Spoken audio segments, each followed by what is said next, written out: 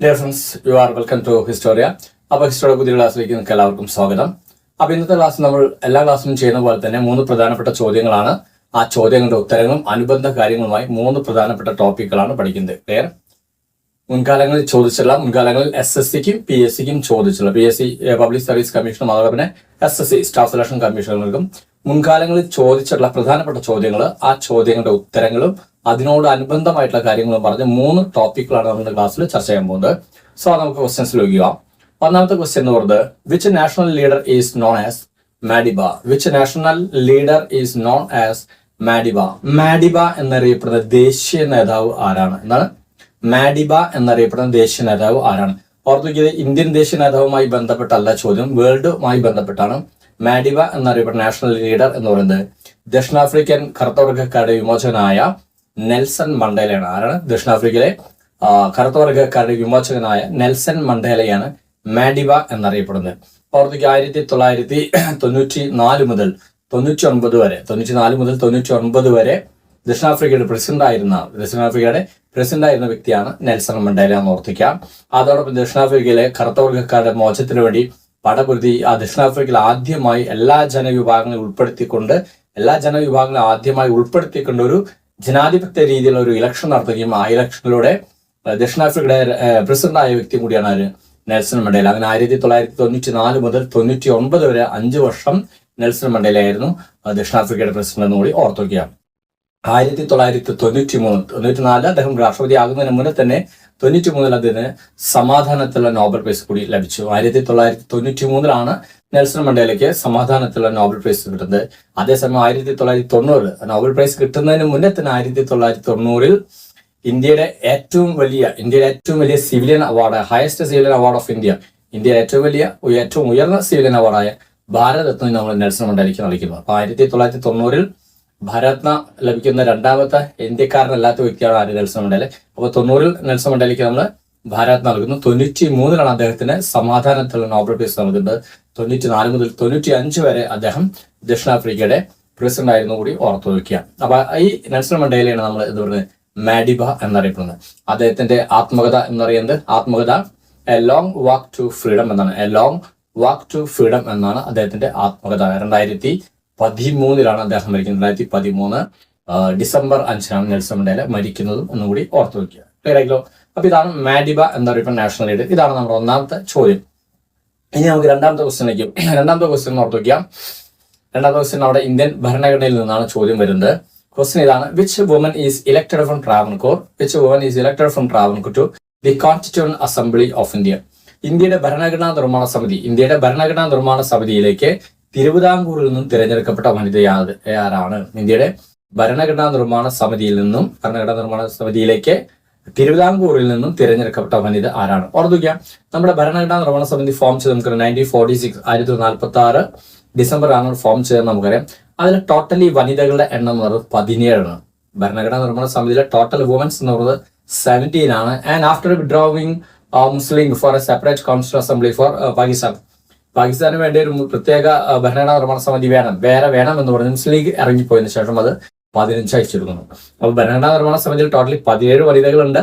അതിൽ മുസ്ലിം ലീഗ് പിന്മാറിയതിനു ശേഷം 15 വനിതകൾ. ഈ 15 വനിതകളിൽ 3 വനിതകൾ കേരളത്തിൽ നിന്നാണ്. 15 വനിതകളിൽ 3 വനിതകൾ കേരളത്തിൽ നിന്ന്. ആരാണ്? ആനി മസ്ക്രീൻ വരുന്നുണ്ട്, അമ്മു സ്വാമിനാഥൻ വരുന്നത്, ആൻഡ് ദാക്ഷായണി വേലായുധൻ. ആരാണ്? Annie Mascarene, Ammu Swaminathan and Dakshayani Velayudhan.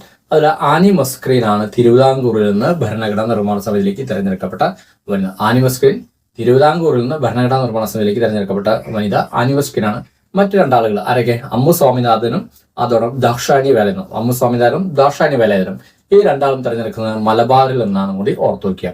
അപ്പൊ കേരളത്തിൽ മലബാർ, കൊച്ചി, തിരുവിതാംകൂറാണ്. തിരുവിതാംകൂറിൽ നിന്നാണ് ആനി മസ്ക്രീൻ തിരഞ്ഞെടുക്കപ്പെടുന്നത്. അതേസമയം അമ്മു സ്വാമിനാഥനും ദാക്ഷായണി വേലായുധനും എവിടുന്ന്? മലബാറിൽ നിന്ന് തിരഞ്ഞെടുക്കുന്നു.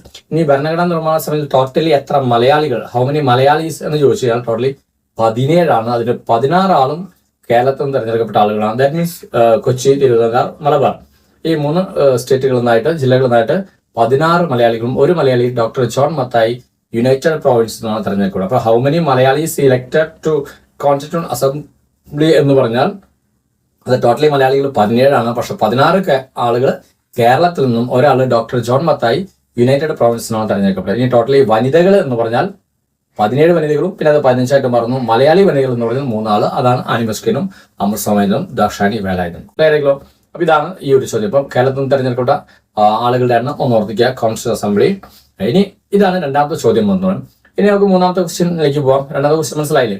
ഭരണഘടന നമ്മുടെ മലയാളികളുടെ അംഗസംഖ്യയാണ് അതുകൊണ്ട് ഉദ്ദേശിക്കുന്നത്. തേർഡ് ക്വസ്റ്റ്യൻ എന്ന് പറഞ്ഞു നോക്കി. മൂന്നാമത്തെ ക്വസ്റ്റ്യൻ നമ്മുടെ ഏൻഷ്യൻ ഇന്ത്യയിൽ, ഇത് നമ്മുടെ കേരള പബ്ലിക് സർവീസ് കമ്മീഷൻ ചോദിച്ചില്ല, SSCക്കും സിവിൽ സർവീസിനും ചോദിക്കുന്ന ചോദ്യമാണ്. സ്റ്റാഫ് സെലക്ഷൻ കമ്മീഷനും അതോടൊപ്പം സിവിൽ സർവീസിനും ചോദിക്കാമെന്ന് നമ്മുടെ കേരള PSCക്ക് ചോദിച്ചില്ല. ദാറ്റ് മീൻസ് കേരള PSCക്ക് ആ ഒരു സിലബസ് ഇല്ല, അതുകൊണ്ടാണ് ചോദിക്കാതെ. മുൻകാലങ്ങളിൽ ചോദിച്ചിട്ടുണ്ട്, ഈ അടുത്ത കാലത്തൊന്നും ചോദിച്ചില്ല. ചോദ്യം ഇതാണ്: which Harappan site is excavated by doctor SR Rao എന്നാണ്. Which Harappan site is excavated by doctor SR Rao ആണ്. ഡോക്ടർ SR റാവു കണ്ടെത്തിയ ഹാരപ്പൻ സൈറ്റ് ഏതാണ്? നമുക്കറിയാം ഹാരപ്പയിൽ കുറെ സൈറ്റുകൾ നമ്മൾ പഠിക്കുന്നുണ്ടല്ലോ. ഹാരപ്പൻ എന്ന് പറയുന്നത് ഇൻഡസ് വാലി സിവിലൈസേഷൻ നമുക്കറിയാലോ.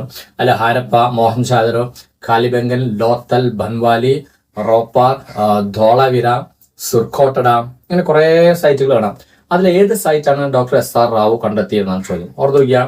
ഇതില് ഇപ്പൊ ഈ ഹാരപ്പ, മോഹൻജാദരോ കുറെ സൈറ്റുകൾ വന്നു. അതില് ലോത്തൽ എന്ന് പറയുന്നത്, ഗുജറാത്തിലുള്ള ലോത്തൽ എന്ന് പറയുന്ന സൈറ്റാണ് ഡോക്ടർ SR റാവു കണ്ടെത്തിയത്. 1954 ലോത്തൽ എന്ന ആ സൈറ്റ്, ഹാരപ്പൻ സൈറ്റ് ആര് കണ്ടെത്തി? ഡോക്ടർ SR റാവു കണ്ടെത്തുന്നു. ലോത്തൽ എന്ന സൈറ്റ് ഓർത്തിയത് ഗുജറാത്തിലാണ്. ഇതിന്റെ പ്രത്യേകത ഇൻഡസ് വാലി സിവിലൈസേഷനിലെ ഒരു ഡോക്കിയാണ്, കപ്പൽ നിർമ്മാണശാലയും അല്ലെങ്കിൽ ഒരു തുറമുഖ നഗരമാണ്. ഏതൊരു പോർട്ട് സിറ്റിയാണ് ലോത്തൽ എന്നറിയപ്പെടുന്നത്. ഇന്നും നമുക്കറിയാം ഗുജറാത്തിൽ പോർട്ട് സിറ്റിയാണ്, പോർട്ട് സ്റ്റേറ്റ് ആണ് നമുക്കറിയാം. അപ്പൊ അന്ന് ഈ ലോത്തൽ എന്നൊരു സ്ഥലം ഓർത്തു വയ്ക്കുക. ഇൻഡസ് വാലി സിവിലൈസേഷനിലെ പ്രധാനപ്പെട്ട ഒരു തുറമുഖ നഗരമാണ് ലോത്തൽ എന്ന് പറയുന്നത്. ഓർത്തു വയ്ക്കുക. അവിടെ ഡോക്ക് യാർഡുകൾ ഉണ്ടായിരുന്നു, ചില കപ്പൽ നിർമ്മാണശാലകളും കപ്പൽ നവീകരണശാലകളും ഉണ്ടായിരുന്ന സ്ഥലമാണ്.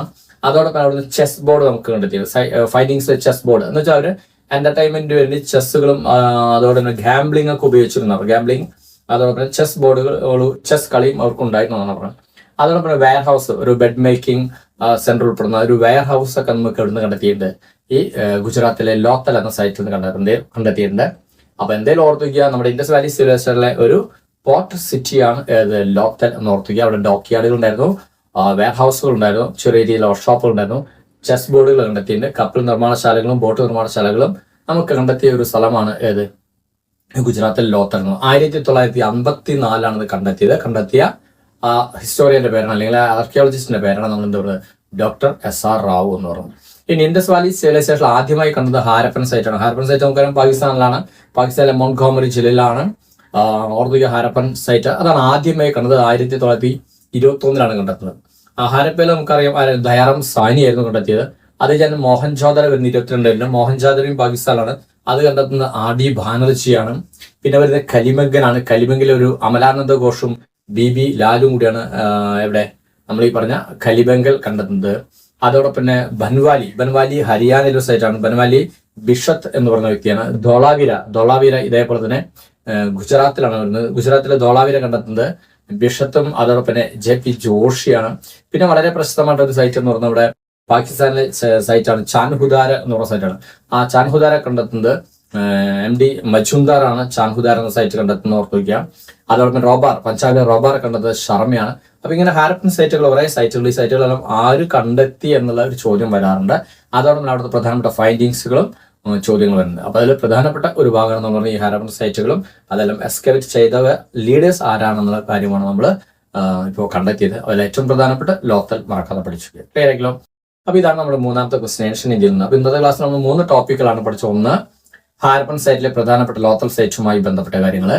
രണ്ടാമത്തെ, ഭരണഘടനാ നിർമ്മാണ സമിതിയിലെ മലയാളികളുടെ പ്രാതിനിധ്യത്തെ കുറിച്ച്. മൂന്നാമത്തെ ക്വസ്റ്റ്യൻ എന്ന് പറഞ്ഞാൽ ചോദിച്ചത് ആഫ്രിക്കൻ നേതാവായ മാഡിബ എന്നറിയപ്പെടുന്ന നെൽസൺ മണ്ടേലയെ കുറിച്ചാണ് നമ്മൾ പഠിച്ചത്. അപ്പൊ ഇന്നത്തെ ക്ലാസ്സുകളിൽ ഈ 3 ടോപ്പിക്കുകൾ വളരെ ഭംഗിയായിട്ട് പഠിക്കുക. ഇനി ഇതുമായി ബന്ധപ്പെട്ട് നിങ്ങൾക്ക് എന്തെങ്കിലും ഡൗട്ടുകളോ മറ്റു കാര്യങ്ങളുണ്ടെങ്കിൽ നിങ്ങൾ കമന്റ് ബോക്സിൽ കമന്റ് ചെയ്തോളൂ, അല്ലെങ്കിൽ 9846298093 എന്ന നമ്പറിൽ കമന്റ് ചെയ്താൽ നിങ്ങൾക്ക് വേണ്ട നിർദ്ദേശങ്ങളും ഗൈഡൻസുകളൊക്കെ നൽകാവുന്നതാണ്. സോ അടുത്ത ക്ലാസ്സിൽ വീണ്ടും കണ്ടുമുട്ടാൻ മറ്റൊരു നല്ല ടോപ്പിക്കുമായി. അതുവരെ എല്ലാവർക്കും ബൈ.